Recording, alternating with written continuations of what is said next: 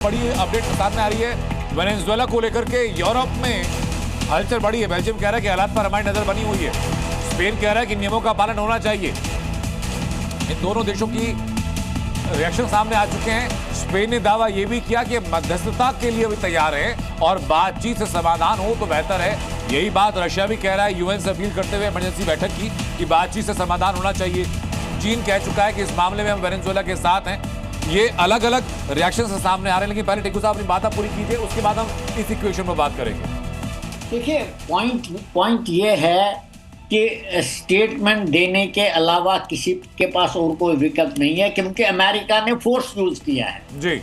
Force use करने के बाद उनके जो ऑब्जेक्टिव्स हैं वो उन्होंने अकम्प्लिश किए हैं। तो अब किसी और देश को वो फोर्स यूज करना पड़ेगा उनका जो ऑब्जेक्टिव गेन हुआ उसको खराब करने के लिए, उसको तबाह करने के लिए। तो वो हो नहीं पाएगा, क्योंकि वेनेजुएला एक तो चाइना और उसके अपने कारण वो हमने ऑलरेडी डिस्कस कर चुके हैं। तो मैं मानता हूं कि जरूर यूनाइटेड नेशन में जनरल असेंबली मिलेगी, करारदाद पास होगी, कंडेमनेशन होगा, लेकिन उससे कोई फायदा होगा नहीं। मदुरो अमेरिका के हाथों से छूटेगा नहीं। अमेरिका का जो चाहता बंदा है वो उधर प्रेसिडेंट बन जाएगा और वेनेजुएला जो है American influence, orbit of influence में आ जाएगा। तेल पर उनका कब्जा होगा और कुछ नहीं होगा, स्टेटमेंट दी जाएगी और कुछ भी नहीं हो सकता है।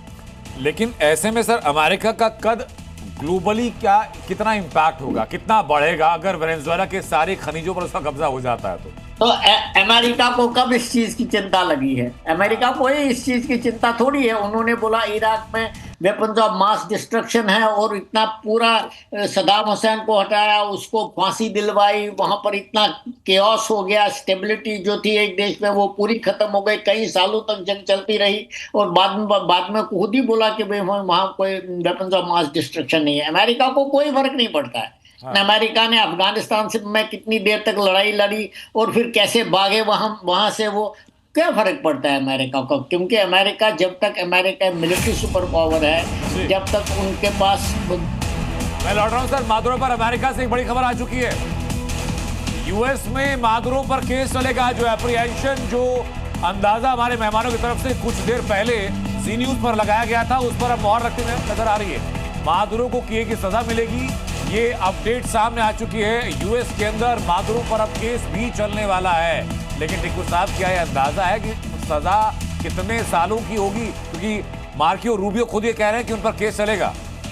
देखिए, सजा उतनी देर की होगी कि वो निकल ही नहीं पाएंगे वहां से जिंदा, ये भी मैं आपको बता सकता हूँ। और अगर वो जिंदा निकल पाएंगे 10-15 साल के बाद, तो वो बोलेंगे भाई मुझे ऐसी जगह भेजो जहां पर मेरा कोई लेना देना नहीं है वेनेजुएला से। क्योंकि हो सकता है कि अमेरिका में भी जब अलग अलग रिजिम चेंज होती है तो वहां पर भी फिलॉसफी बदलती रहती है, उनका विचारधारा भी। जैसे ट्रंप की विचारधारा डेमोक्रेट से बिल्कुल भिन्न है, तो ऐसा कुछ हो सकता है। लेकिन फिलहाल जब तक ट्रंप वहां पर है वो जेल में रहेंगे और मुझे लगता है नोरेगा की तरह वो जेल में ही फिर अंतिम सांस लेंगे। जी।